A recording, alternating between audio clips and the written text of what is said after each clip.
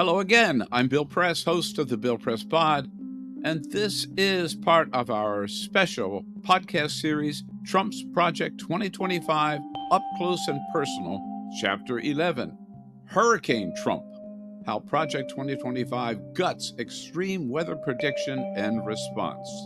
That's right. Project 2025 would break up and privatize those government agencies that track the climate and the weather. Yes, the agencies that provide the warnings on hurricanes, flooding, and tornadoes. These people want to do that because they hate the truth about the coming and possibly preventable disasters of climate change. And it's all driven by the Republican Party's embrace of the fossil fuel industry and their desire to place short-term profits of their industry allies over the danger to life on Earth. Today's episode mirrors the recent news about the hurricanes in Florida and North Carolina and imagines what might happen in a world where the science of weather prediction has been replaced by the politics of weather. We meet the fictional governor of Florida, Buck Bryce, as he confronts Hurricane Timothy. The great actor and pro-democracy advocate Mark Ruffalo reads the chapter.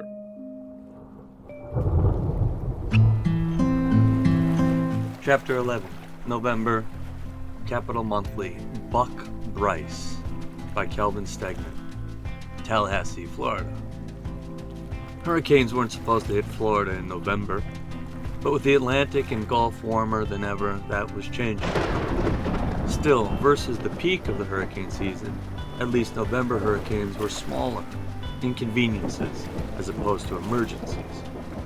So with Hurricane Timothy churning northwest over the Straits of Florida, Governor Buck Bryce stood confidently before the podium.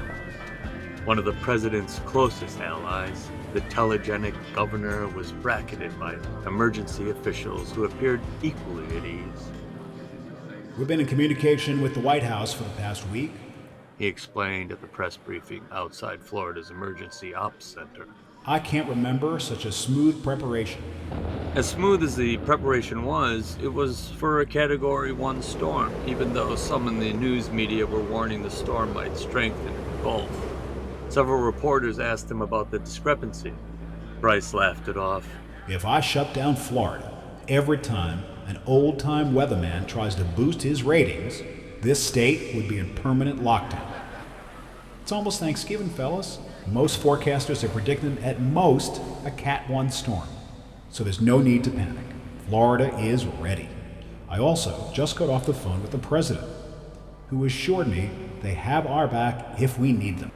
With his 6'3" frame, rugged good looks, and swagger, Buck Bryce lived up to the hype of a potential successor to the president. That is, until the most dire warnings proved accurate. Fueled by sky-high Gulf temperatures, Timothy came ashore 2 mornings later as a monster Category 4 hurricane. It crashed into Florida's west coast just north of Naples, with winds topping over 150 miles per hour. It then headed north and east, bear-hugging the coastline. A wall of water surged into Sarasota and over the long, heavily populated keys to the north and south. As it followed its coastal path, the storm slowed, dumping feet of rain all the way past Tampa.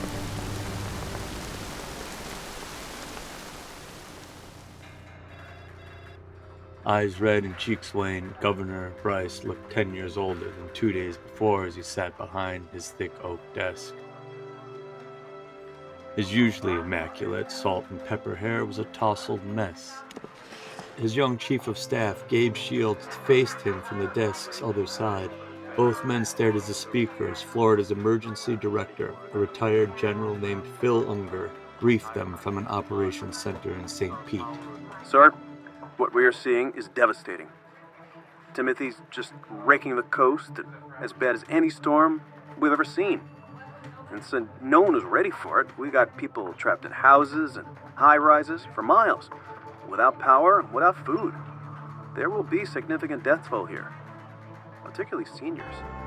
Bryce already knew this, but his face twitched as he heard the words. How the fuck did they get it so wrong? The governor barked. He'd been assured by Washington that things would be okay, that the few meteorologists who raised alarms were fossils not tapped into the latest data. When they gutted the National Weather Service, along with the National Oceanic and Atmospheric Administration, they thought the private sector would pick up the slack. Unger explained in a hoarse voice. Looks like they got that wrong too. The governor said. They sure did. Turns out almost all those private companies were relying on NWS and NOAA data.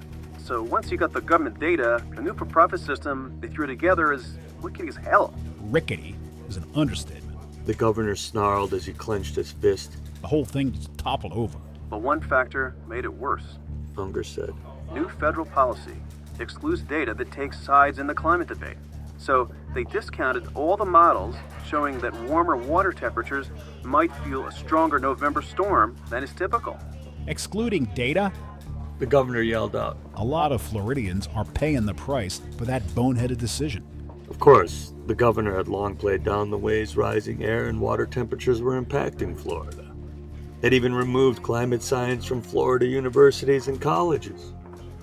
Unger's long silence suggested he recalled that as well. Unger finally chimed back in. I'm afraid they are, sir. So what are we going to do about it? Are we still waiting for that declaration of emergency? We are, sir. Half our west coast is underwater. Some of the most valuable real estate in the country. What the hell are they waiting for? They raised the threshold for emergencies, sir. Another new policy. Remember them complaining that there have been too many emergencies declared in the recent years? That's costing us too much? Bryce remembered that well. It was written in the plan for 2025, plain as day.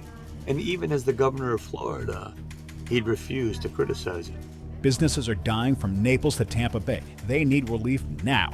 There's another problem, sir. Even after we have an emergency declared, that loans that used to keep these businesses afloat are no longer available. Well, where'd they go? Those were direct Small Business Administration loans. They got rid of the whole program. Even for emergencies? Yes.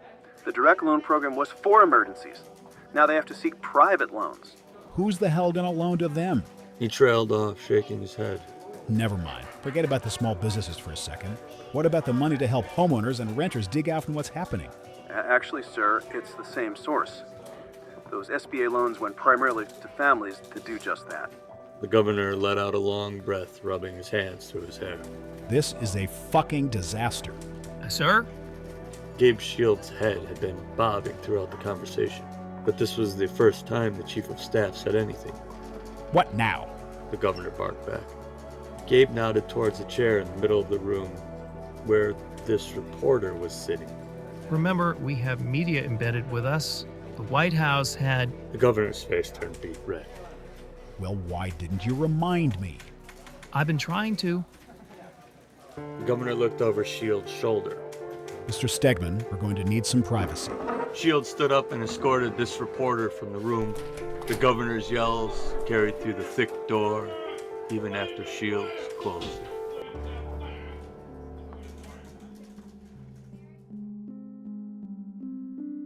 Of course, while the story in this episode is over, we're not done with Trump's Project 2025. Actually, now, as you know, we're less than a week away from the election. Early voting's already underway, and I hope you voted early if you can. Now's the time to reach out to friends you know who have, for one reason or another, not yet voted, were not planning to vote, or have not yet decided for whom to vote. Tell them how the stories you've heard in this podcast series have made you feel, how they've made you fear a second Trump term guided by Project 2025, how you understand your life and their life will be affected if Trump were ever to return to office. And please share the podcast with them, especially the episodes that you think might convince them to do the right thing and vote the right way. All 11 episodes are in your podcast app and available for sharing. Or you could just direct them to go to 2025pod.com. And next, after the break, the author of our series, David Pepper, will lay out the connections between our stories and Trump's own promises and the words of Project 2025.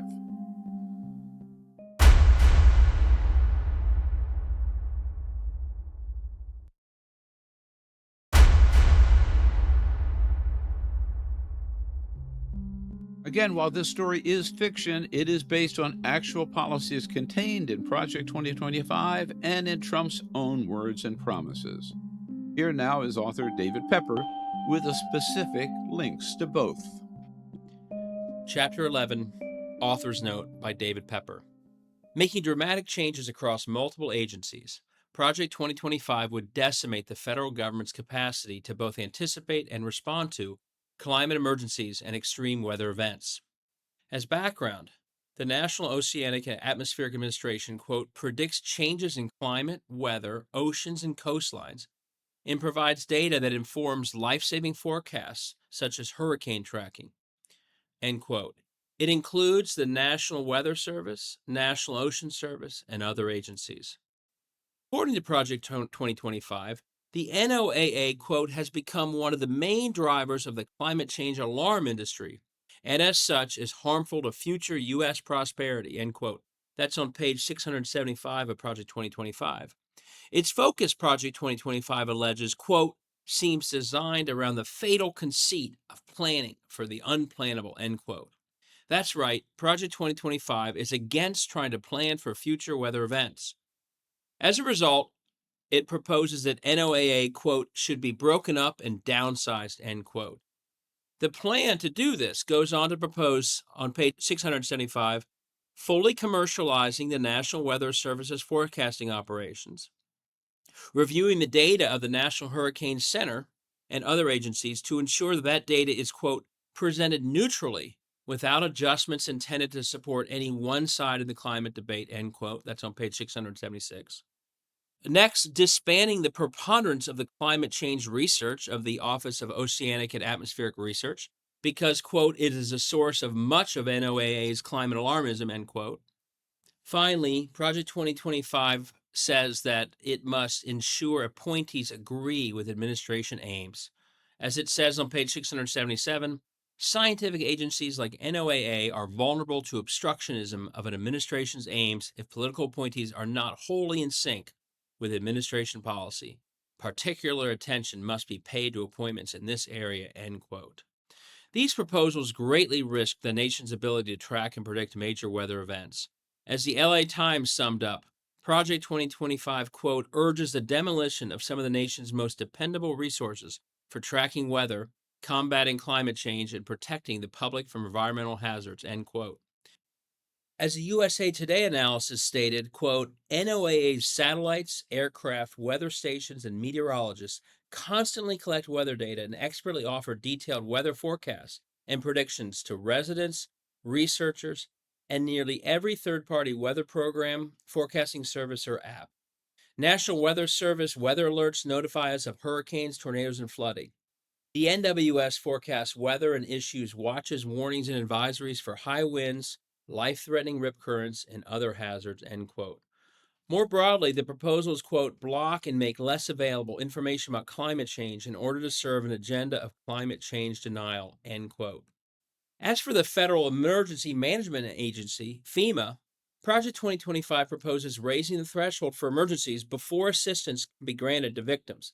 On page 153, it explains, quote, alternatively, applying a deductible could accomplish a similar outcome while also incentivizing states to take a more proactive role in their own preparedness and response capabilities, end quote.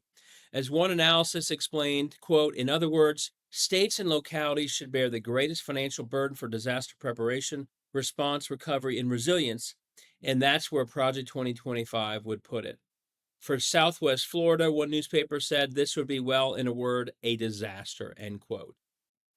Finally, as you just heard in the chapter, Project 2025 proposes to, quote, end the SBA's direct lending program. And that program is the program that provides disaster loans in case of hurricanes or other extreme events. These loans are critical for businesses and families in recovering from extreme weather events. In fact, quote, 90% of this disaster aid serves individuals such as homeowners, as opposed to small businesses. So while the program is a crucial resource for helping local economies bounce back, the loans play an even more critical role in helping individuals and families begin the long road to recovery, end quote.